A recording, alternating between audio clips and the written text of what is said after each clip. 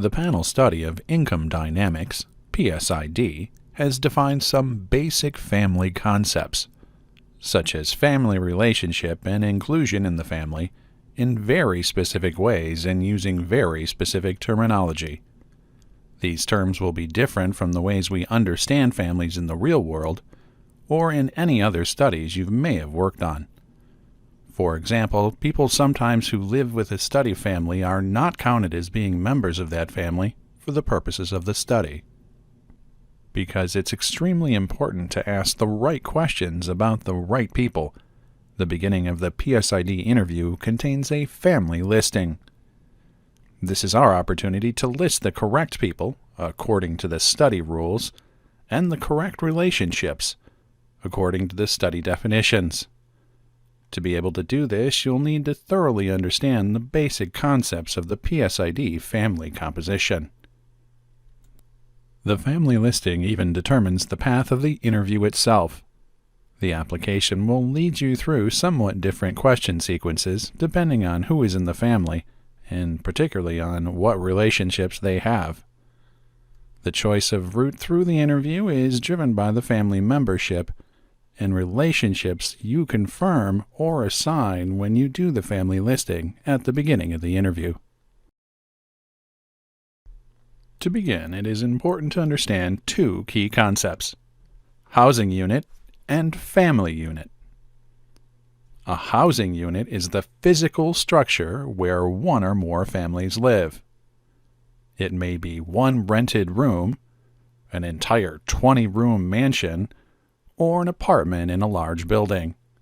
It is called HU for short. The family listing is a critical part of the Blaze interview. It is the process by which we list everyone currently living with the family in the housing unit and account for those who were part of the family unit at the time of the last interview. The family listing is only loosely scripted. Although there is some question text for you to rely on, in all of the family unit or FU members present at the time of the last interview will be pre-listed. You will need to probe to get full information about who is living in the housing unit and what their relationships are to one another. This is especially important when someone new is mentioned. Only by probing will you be able to determine which of these people are part of the family unit and which are not. While the family listing will include everyone living in the HU, most of the interview will ask questions only about the family unit. We refer to the people who live in the HU but are not part of the family unit as HU. We refer to those who are part of the family unit as FU. For example, we might ask at training, is she HU or FU? Understanding what makes up a family unit is one of the most important concepts in the PSID. A family unit is one or more PSID sample members living together in a housing unit as a family. A family unit is defined as having at least one followable family member. Remember, followable means that they have the PSID gene. Living together as a family. Related. Everyone in the FU is related in some way. They may be related by blood, adoption, or by romantic relationship. And financially interdependent. They are connected by money. These criteria seem simple, but are extremely important. Let's review individually how each should be considered as you complete the family listing. We want to include in the family listing only people who are actually living in the same HU. These people may or may not ultimately be in the FU, but they should all be listed. This may seem straightforward, but some situations are tricky. Sometimes you'll be told that someone is living with the family only temporarily. It is important that you probe to know what should be included. There is not a specific amount of time that someone must live in the HU to qualify as living there. The deciding factor is whether they have a current, separate residence which they plan to return or not. If you hear the word visiting, the person is not living in the HU and should not be listed. If the person does not have another residence, they are living there and should be included in the family listing. It doesn't matter if the person doesn't plan to live there long. Living together is sometimes complicated when families tell you about people who are related but live elsewhere. For example, an adult child moved out and set up their own household. The parents, of course, still think of this child as part of their family. In PSID terms, this child would not be part of the parent's FU because the child does not live in the same HU. This would be a typical split-off situation. There is also one scenario where you would code someone FU, although they don't currently reside in the HU. Institutionals are family members living at college, incarcerated, or in the military. They are living where we cannot interview them, so they remain in the original FU until their situation changes. We will cover this more later in this presentation. As we explained, all members of an FU are related either by blood, adoption, or romantic relationship. For the purposes of training, we sometimes refer to these familial relationships as love. Love is the most important factor in determining who has FU status. Love includes romantic relationships. Spouses, of course, but also live-in partners, girlfriends, and boyfriends of anyone in the FU. Children born or adopted into the family, but it can also include other related minor children, for example, a cousin who may belong to another family in the 68 ID, but lives in this FU. Adult children. If they have not moved out, they're part of the FU too. Other family members, such as mother-in-law who lives with the family, even if not followable, or a cousin. Often, in order to determine if someone is FU, you need to ask questions. You may feel a little uncomfortable, but it is very important to find out more. For example, let's say that you're talking to a father who has an adult son living in the house. The adult son is reported as having a roommate living there too. To determine if this person should be listed as HU or FU, first you need to find out if there is a romantic relationship between the roommate and anyone else in the FU. Is the roommate actually a romantic partner of the son? You need to ask. If the father says no, then the roommate will not be considered part of the FU. But if he says yes, then there is love, and they are part of the FU. Love includes romantic love and familial love. The PSID is a study of family economics. Family relationships, or love, are the most important factor in determining who is in the FU, but that's actually because families are typically financially interdependent.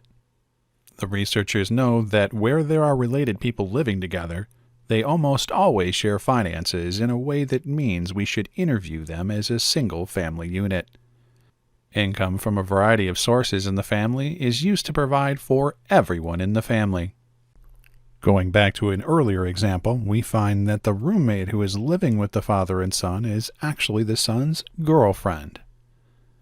Once you know there is a romantic relationship to the son, you don't need to probe for money because love trumps money. She is FU.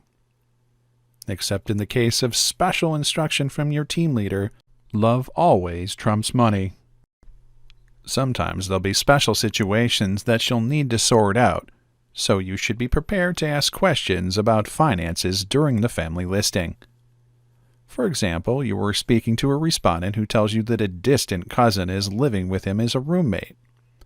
The cousin is not showing anywhere in the 68 ID listing, so you know that we won't be interviewing him separately. Since they're related, you know that the cousin is likely to be FU. However, the R used the word roommate, and it doesn't sound like they're living together as a family. Ask about their finances. Does the cousin pay rent? Do they pool their money or have a joint checking account? If you learn that they do share finances, it's clear-cut that the cousin should be in the FU. If you learn that they're completely financially independent, you should contact your team leader for guidance. You may receive the instruction to code the cousin HU. Here's another situation in which you would ask questions about money.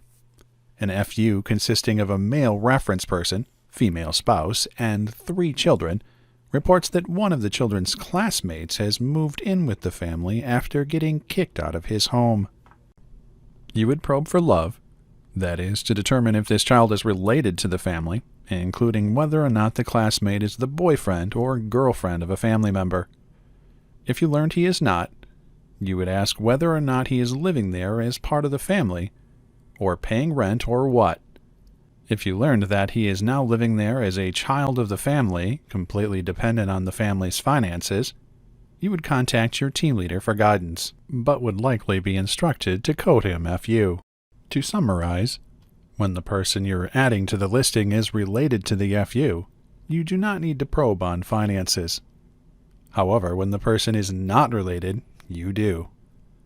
This probing will either make it clear that you should add him or her as a housing unit member, or it'll give you the info you need to contact your team leader for guidance. The criteria for family unit membership are ordered. When a new person is mentioned, if you consider the criteria in order, your family listing is a lot easier and more efficient. First, is the person living there in the HU with the family? If not, the rest of the questions are moot. The person should not be listed. Second, what's the relationship of this person to the rest of the family? Are they some kind of relative, or are they in a romantic relationship with an FU member? If so, they're FU. Third, if you still don't know what to do, what about the finances? If there's no love and the finances are kept separate, you know what to do. List them as HU. If the situation is more ambiguous, gather the details and contact your team leader. Now let's go through some more examples to further illustrate these rules. Example 1. You speak to a male reference person. He reports that his girlfriend often stays over at his place, but hasn't officially moved in. You will probe to see if she has another residence. The respondent tells you that she lives with her parents, though she is at his house most of the time. Even though there is love, she lives with her parents and doesn't live in the HU, so she cannot be FU. The relationship is irrelevant. You would not add her to the family listing. Example 2. Aunt Sue is living with the family for months while her house is being remodeled. Is she part of the HU or FU? Since she has a home to return to, you do not need to probe further. You do not need to add her in the family listing. She is neither HU nor FU. Another example. The respondent tells you that Grandma is visiting to take care of the children. Since the respondent used the word visiting, you do not need to probe further, and you would not add her to the family listing at all. However, there is one thing you should check for in this example, and in Aunt Sue's too. Does Grandma, or Aunt Sue, appear elsewhere on the 68 ID listing? Is she also in the study with her own cover sheet? If she is, then you may be able to schedule her appointment with her. You know where she's at the moment, and who knows when you'll be able to find her this easily later in data collection. When you hear about any family member living with another, it's always best practice to check the 68 ID listing right away. Example 4. You reach a female reference person. She tells you she now lives with her friend. So now the living together criterion is met. What about love? You ask and learn that the friend is not a romantic partner, just a roommate. At this point, you have enough information to code this friend HU. You don't need to ask more questions about finances. Remember, with any scenario, if you ever have any doubt, probe for all of the information you think you need, and then let the respondent know that you need to call your team leader. Suspend the case and set an appointment with the respondent to finish the interview. How do we handle these other people who live in the housing unit? There are two types. A person who is considered HU only lives in the same housing unit but is not part of the FU. Roommates are HU, for example. Sometimes the PSID family units move back together. If you learn that two family units are living together and both have their own re-interview cover sheets, this is called an HUCS or HUCS, HU with their own cover sheet situation. Here's an example. A sister and brother left their parents' house 7 years ago and moved to different cities. They have done their own interviews every wave since then. The sister got married. The brother lost his job and moved in with his sister's family last year. When you call the sister to complete her interview, she explains the situation. You check the 68 ID listing and see that the brother completed his interview in the last wave of FES, and so you will complete a separate re-interview interview with him this year on his own sample line. You will list the brother as HUCS on the sister's interview and only ask her questions about her own FU.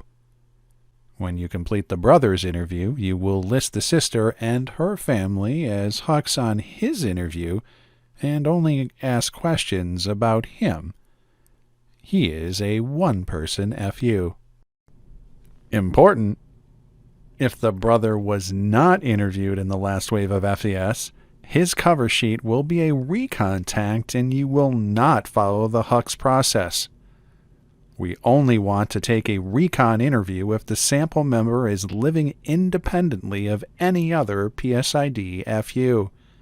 Since the brother's line is recon and he is not independent, you will move him into his sister's FU and code out his recon sample line as reunited family. For HU members, the only information we ask is name, sex, age, and birth date. After the family listing, we do not ask any more questions about HU members. So it's very important to make the right decision about whether to include someone in the FU or not.